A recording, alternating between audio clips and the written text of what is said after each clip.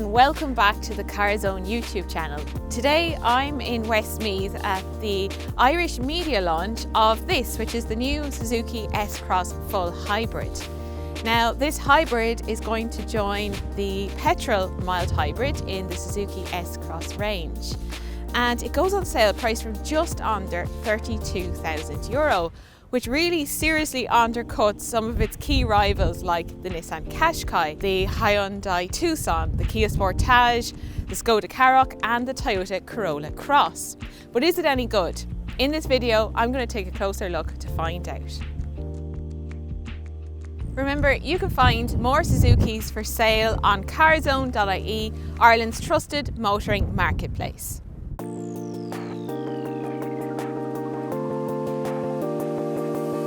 This new S-Cross arrived in Ireland last year and it's a big improvement on the car it replaces. It's boxier and more rugged than before, so it's got a little bit of character, I think. Also, whether you go for a mild hybrid or a full hybrid, they all look the same and they come really well equipped. So you get the full LED headlamps as standard, 17-inch alloy wheels, there's roof rails, and then there's also rear privacy glass.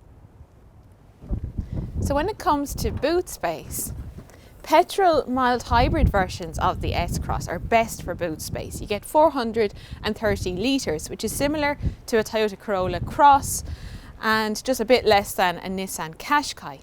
But if you go for the full hybrid, like what we have here, that goes down to just 293 litres, which is more like your average compact hatchback.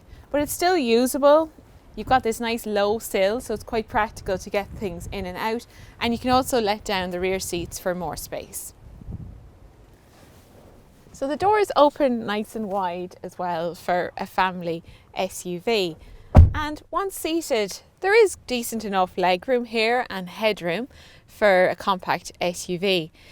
The middle seat is a bit on the small side, but there is a flat space here for the middle seat passenger to place their feet. So two adults should be able to sit comfortably back here, or a few children. There's also an armrest with two cup holders. And then there is nothing clever like air vents here for rear seat passengers or USB ports. So it's lacking those little extras here in the back of the S-Cross. The S-Cross gets a brand new interior and it's a big improvement on the previous version of the car.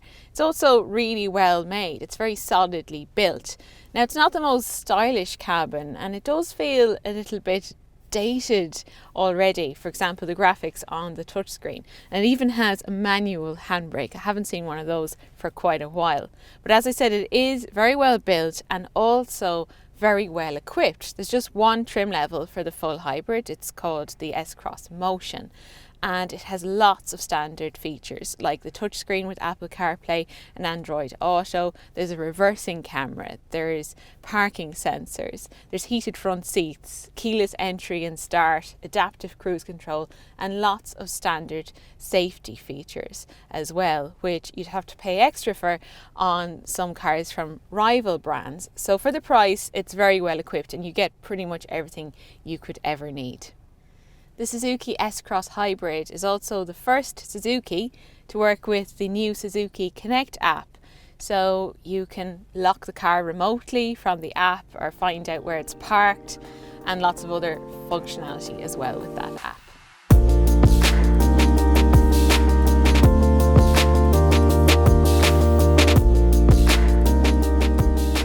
So there's now two power options for the S-Cross. You can get a 1.4 litre mild hybrid petrol or this new 1.5 litre full hybrid S-Cross, and it's the same hybrid as in the new Vitara. It's got 138 newton meters of torque and 115 horsepower. So it's not the fastest car in the world, and it's actually got a bit less power and torque than the mild hybrid petrol S-Cross. But it does promise greater efficiency from its hybrid setup. So Suzuki claim 5.2 litres per 100 kilometers. And it does dip in and out of EV driving, particularly at low speeds around town. So there is potential to run the car quite efficiently. However, today on some mixed driving between town and also some faster motorway driving, I'm averaging about 5.9 litres per 100 kilometres, which is fine. That is good economy for a small SUV like this, but it's about the same as what I got in the S-Cross mild hybrid when I drove it last year.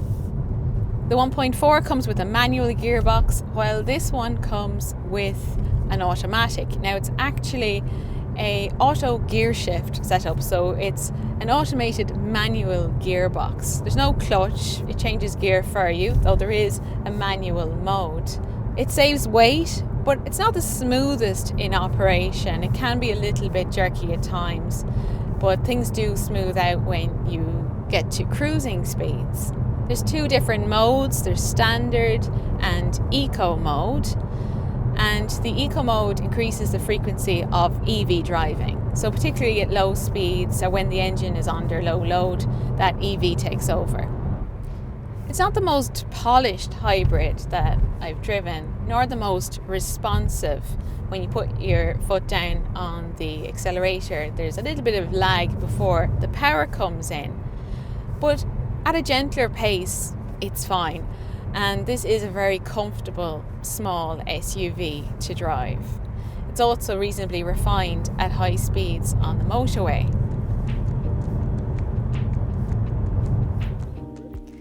If you're looking for a good value, efficient, compact SUV, this S-Cross is definitely worth a look because it's cheaper to buy than rivals and it comes very well equipped. But unless you need an automatic, then the S-Cross mild hybrid is probably the better buy because it's cheaper, it offers similar levels of efficiency, and it also has a bigger boot.